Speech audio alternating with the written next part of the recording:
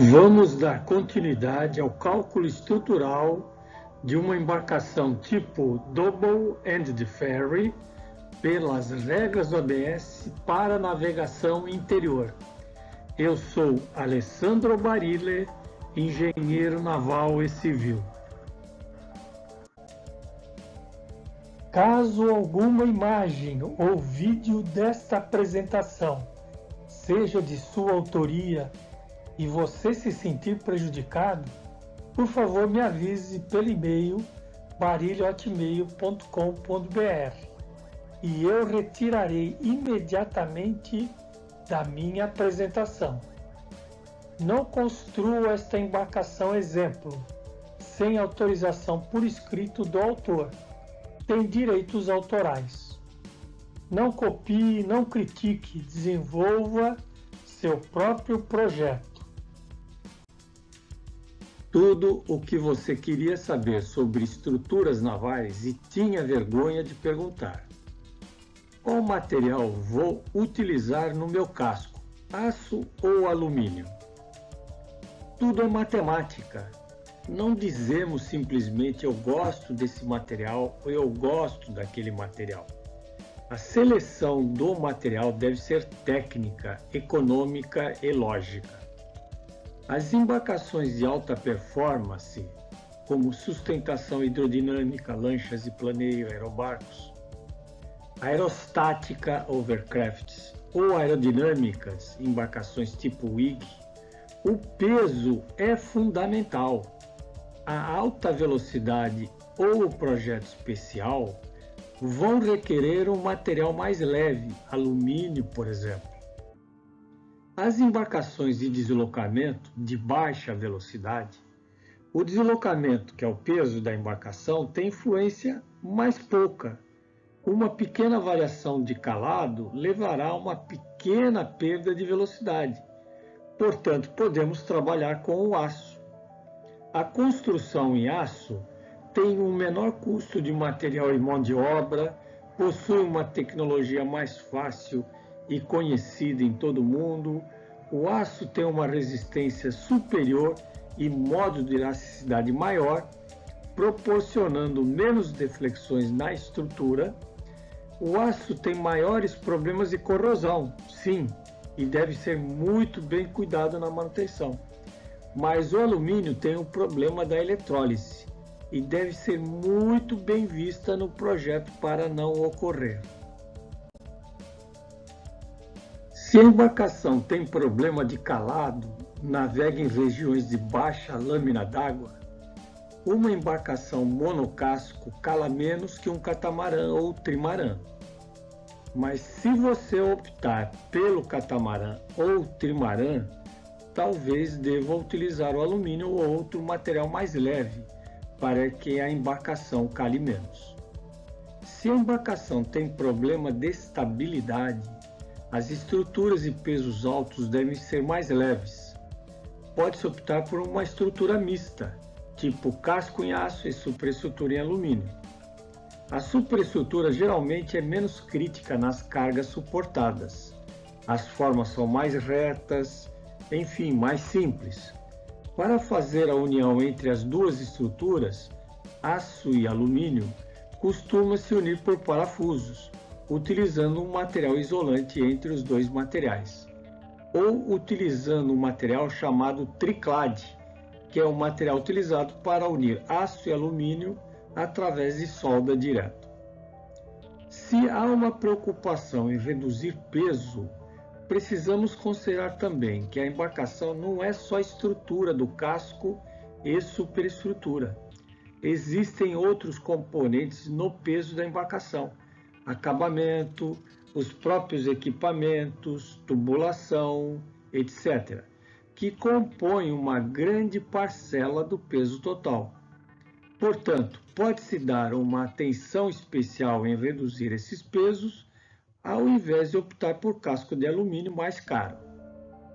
O armador e o projetista não podem se deixar levar pelos argumentos dos vendedores.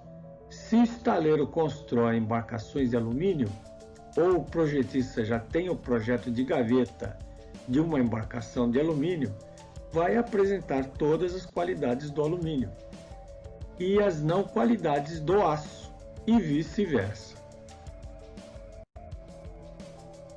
Quando a estrutura é em alumínio, o espaçamento dos reforços deve ser menor que o adotado nas embarcações de aço, pois a deflexão dos elementos estruturais é maior devido ao baixo módulo de elasticidade. Isso vai me trazer mais solda e mais HH. Alguns projetistas mantêm os mesmos espaçamentos utilizados em embarcações de aço. Normalmente as estruturas acabam apresentando trincas indesejáveis, principalmente em locais com equipamentos sujeitos a vibrações. Reduzir o peso da embarcação sempre é importante. Entretanto, o armador deve ser assessorado por um engenheiro naval experiente para fazer uma avaliação criteriosa, pensando em todos os pontos do projeto como um todo, custo inicial, custo operacional e considerando todas as opções. É matemática, é ciência. Veja a representação do desenho. Nós colocamos a espessura realmente calculada e a espessura de construção. Para cada região, a ABS vai lhe fornecer a formulação apropriada. Atenção com as fórmulas, sua aplicação e as unidades utilizadas. As fórmulas já consideram um coeficiente de conversão de unidades e a carga aplicada no local. Convés principal, por exemplo, obtivemos 6 milímetros, vamos utilizar o 6,35, que é um valor de mercado. No convés da superestrutura, nós obtivemos 4,78 milímetros pela formulação dada e a espessura mínima é 4,5 milímetros. Logo, a espessura de cálculo é 4,78. Nós vamos utilizar 4,76, que é chapa espessura de mercado. Fizemos a mesma coisa para as outras regiões da embarcação. Antepara de pique-tanque. A formulação leva em conta o H, que é a coluna d'água, distância do ponto mais baixo até o transbordo do suspiro, é um tanque que pode levar lastro, e as anteparas comuns, que são apenas divisórias, dividindo dois compartimentos, e no nosso caso, da nossa embarcação, não há tanques de lastro. Também tem a formulação H, que é a distância do ponto mais baixo até o convés na linha de centro. Essa altura é para um abauramento, uma trinca, algo que não acontece todo dia. Então tem a formulação H, o H é mais baixo que na antepara de pique-tanque e nós chegamos a 4,87 milímetros. Vamos usar 4,76 abaixo, que é uma chapa de mercado, e verificamos que o ABS permite a utilização de chapas com uma tolerância de 0,25 milímetros. Calculamos as laterais e frontais da superestrutura. No caso H, está relacionado com uma carga de vento e outros fatores considerados pelo ABS. Calculamos o fundo, leva em conta o comprimento, espaçamento de caverna, tem um valor mínimo também a ser considerado. Calculamos o costado, que também tem o valor do comprimento, espaçamento de caverna e um valor mínimo a ser considerado. Vamos calcular os reforços comuns, por exemplo, vals do convés principal. Uma fórmula mágica que aparece muito no livro do ABS é que o módulo requerido é igual a 7,8 CHSL ao quadrado. O que é essa fórmula? O módulo requerido nada mais é que o momento dividido pela tensão admissível. E o que é o momento? É o CQL ao quadrado, onde o C é um coeficiente de engastamento que depende da situação estrutural do elemento estrutural. Lembre-se, o momento de uma viga biapoiada, o que é? É QL ao quadrado sobre 8. o momento de engastamento de uma viga bem gastada, que é L2 sobre 12. O que é essa fórmula? Resumindo essa fórmula, eu tiro C sobre sigma em evidência e vou trocar o Q por uma carga de metro linear, porque o Q é uma carga distribuída na área. Então eu tenho CHSL ao quadrado sobre sigma. Se eu considerar que o C sobre sigma é 7,8C, o restante da fórmula é a fórmula do ABS. O C, para cada região, para cada tipo de viga, o ABS vai te fornecer qual é o coeficiente a ser adotado. Nesse caso é 0,56. O H está relacionado com uma altura manométrica que está associada a uma carga. O S é o espaçamento de cavernas e o L é o vão adotado. Preste atenção. Nós estamos adotando os vãos máximos, sem considerar a borboleta e outras diminuições do vão. Se num segundo estágio acharmos que os valores estão muito altos da estrutura, a gente pode rever toda a estrutura e considerar essa estrutura como o primeiro ciclo do projeto. Mas no caso nós estamos considerando o vão, porque eu não sei ainda qual é a borboleta, não sei qual é o prumo ainda, eu vou fazer a minha primeira consideração com esse valor. Aí eu chego a um valor de 20,61 centímetros cúbicos. Eu escolho uma cantoneira de 3 polegadas por 1/4. Você pode tomar outros valores e checar se atende à tua condição. Essa cantoneira vai me dar 44,66 centímetro cúbico. Com uma chapa colaborante, que é o espaçamento dos vãos, 600 milímetros, e a espessura do convés principal, 6,35. Eu vou fazer isso para as outras regiões do casco, caverna do fundo. Veja que nesse caso, o H, eu tenho 2 valores para serem considerados. As regras, às vezes, elas te dão 2 ou 3 valores de H e você deve considerar o maior deles. Caverna do costado, idem. Calculo os prumos da antepara de pique-tanque. Calculo os prumos das antepara watertight. No caso, são as anteparas longitudinais. No caso, eu tenho uma em bombordo, uma em boreste. E das anteparas transversais, essa embarcação não tem tanque de lastro, nenhuma antepara é ligada a tanques. Calculo os vãos do convés, do primeiro convés, vejam a carga, é 0,67 o H.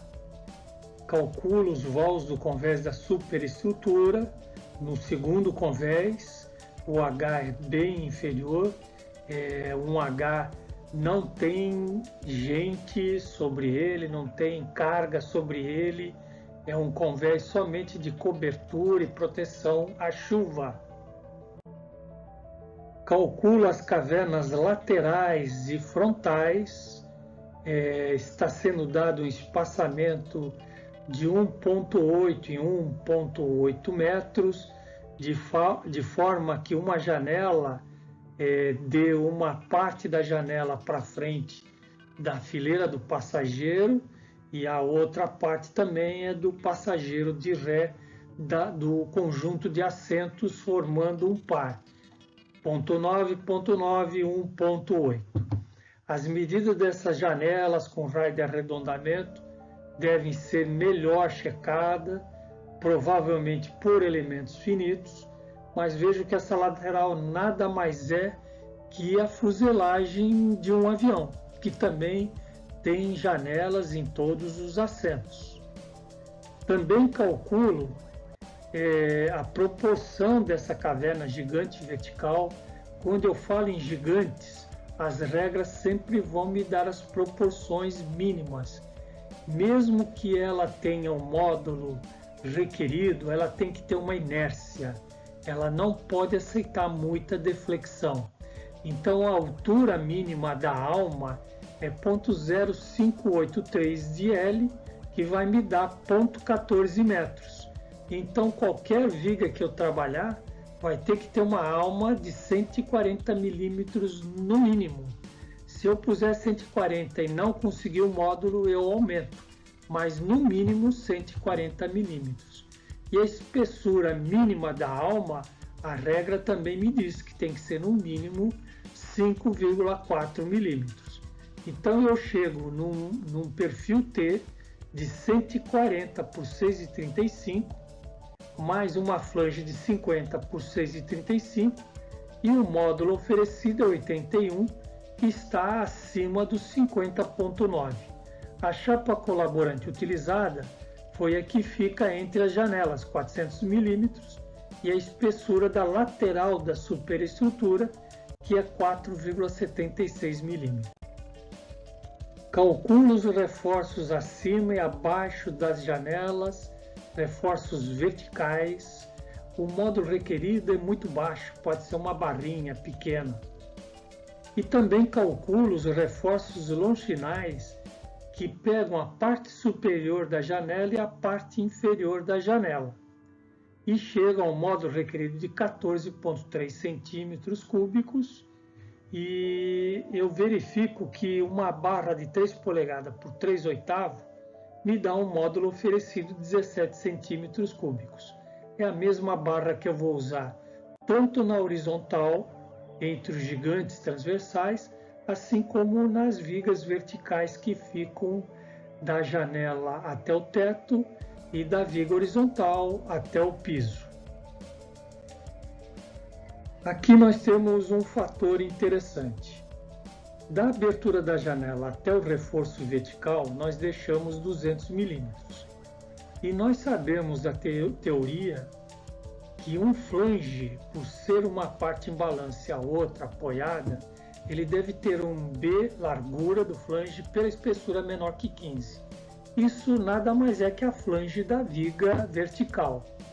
Se nós tomarmos 200 milímetros que nós achamos, dividir por 4,76, nós vamos ter o valor 42, que é muito superior a 15. Portanto, é necessário colocar uma barra de contraventamento que fique bem próximo à abertura da janela. É necessário uma barra, portanto, para estabilizar o painel. Na hora que eu coloco a barra, o valor que ficar entre a barra e a viga vertical, o B sobre T tem que ser menor do que 50, como já vimos anteriormente. E a parte que ficar da barra até o bordo em balanço, a abertura da janela, é que deve ser B sobre T menor do que 15. Segue a bibliografia utilizada nesta apresentação, para quem tiver interesse em se aprofundar no assunto. Estamos terminando mais um capítulo de conceitos básicos de estrutura de embarcações de aço. Se gostaram, indiquem aos seus amigos. Você está autorizado a utilizar partes ou todo desse trabalho como apoio didático somente, desde que cite a referência, o meu nome e o meu e-mail. O projeto desta embarcação exemplo não poderá ser utilizado comercialmente ou construído sem autorização do autor por escrito.